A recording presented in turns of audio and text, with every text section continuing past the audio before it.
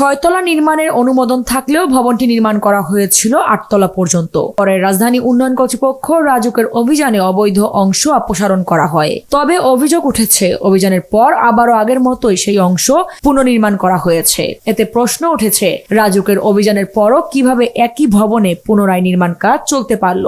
বিষয়টি নিয়ে স্থানীয়দের মধ্যে দেখা দিয়েছে উদ্বেগ ও নানা প্রশ্ন। রাজধানীর মিরপুর 2 এর স্টেডিয়াম সংলগ্ন এইচ ব্লকের 5 নম্বর রোডের একটি ভবন হক ভিলা। ভবনটি নির্মাণকে ঘিরে উঠেছে নানা অনিয়মের অভিযোগ। এ ঘটনায় ভবনটির মালিক AYM নাজমুল হক ওরফে চুন্নু মালতের নাম আলোচনায় এসেছে। স্থানীয়রা জানান, তিনি শেখ হাসিনার সংগ্রাম পরিষদের কেন্দ্রীয় কমিটির সভাপতি চুন্নু মালত হিসেবে পরিচিত। 10 আগস্ট মিরপুর 2 এর এইচ ব্লকের 5 নম্বর রোডে সরেজমিনে গিয়ে দেখা যায় সড়কের পাশের কয়েকটি ভবনই নির্ধারিত সীমার কাছাকাছি নির্মাণ করা হয়েছে বলে প্রতীয়মান হয়। এর মধ্যে হক ভিলা ভবনটির প্রথম 2 তলা সড়ক থেকে কিছুটা ভেতরে থাকলেও তৃতীয় তলা থেকে ভবনের একটি অংশ সড়কের দিকে বর্ধিত অবস্থায় দেখা যায়। এ অবস্থায় প্রশ্ন উঠেছে, ভবনটি কি অনুমোদিত নকশা অনুযায়ী নির্মাণ করা হয়েছে? নির্মাণে কি নির্ধারিত ভবন ও সড়কের মধ্যবর্তী খালি জায়গা বজায় রাখা হয়েছে, নাকি নির্মাণ বিধি অমান্য করে বাড়ানো হয়েছে ভবনের অংশ? ভবন নির্মাণ সংক্রান্ত অভিযোগের বিষয়ে মালিক AYM নাজমুল হক চুন্নু মালতের সহধর্মিণী লাখি হকের বক্তব্য জানতে মুঠোফোনে যোগাযোগের চেষ্টা করা হয়। এ সময় তার মেয়ে সংবাদকর্মীর পরিচয় নিয়ে প্রশ্ন তোলেন এবং এক পর্যায়ে উত্তেজিত হয়ে অসদাচরণ করেন।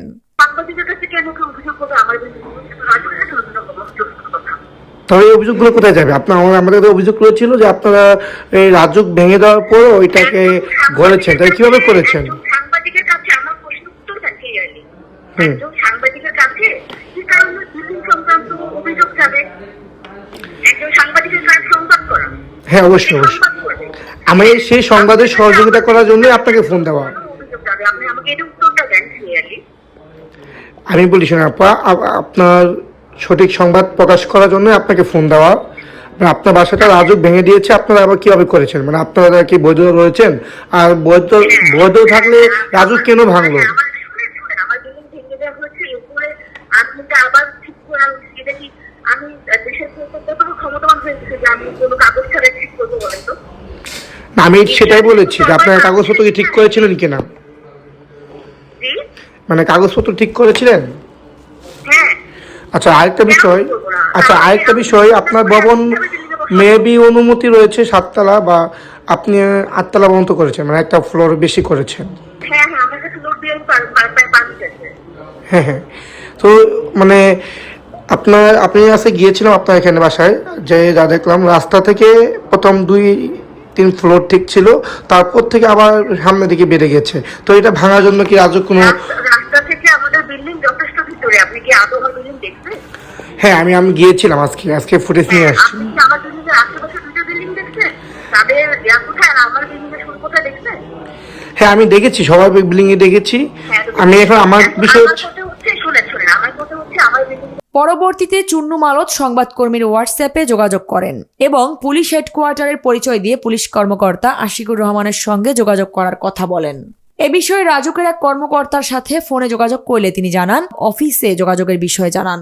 শুনেন, আপনি যে বিষয়ে বলতেছেন, একটা বাড়ি করছিল, এরপরে ওটা উচ্ছেদ হয়ে ভেঙে গেছে, আবার সেটা নির্মাণ করছে, বা এই সকল বিষয়ে আমি তাদের নাম্বারটা কি দিতে পারবেন? না, আমি এই বিষয়ে আপনার কার্ড নাম্বার দিব আপনাকে। আপনি ওই জোন মিরপুর জোনে কোনো অফিস নেই আপনাদের?